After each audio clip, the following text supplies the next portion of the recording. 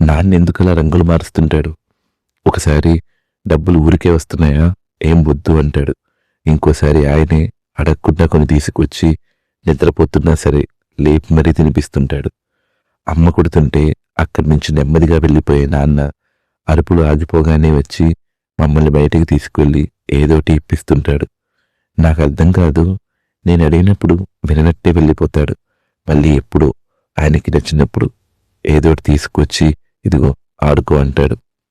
Unit test, slip టెస్టులో marks కోసం గట్టిగా అరిచే నాన్న ఫైనల్ మార్క్ షీట్ తీసుకునేప్పుడు ప్రిన్సిపల్ సార్ బాగా చదువుతాడండి, ఫ్రెండ్స్తో చేరి మార్క్స్ తక్కువ తెచ్చుకున్నాడు అంటే సర్లేండి అయిపోయిందేదో అయిపోయింది, ఇవి కూడా మంచి మార్క్సేగా అని నవ్వి వచ్చేశాడు. నిద్రపోతున్నప్పుడు చిన్న సౌండ్ చేసినా లేచేది చేసే నాన్న మాతో కలిసి ఎన్ని ఆటలాడతాడో.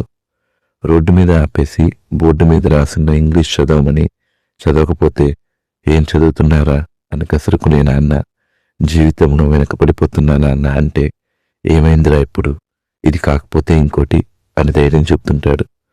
అప్పుడప్పుడు అనుకునేవాణ్ణి ఎందుకు నాన్నలా అర్థం కాకుండా చేస్తుంటాడు అని.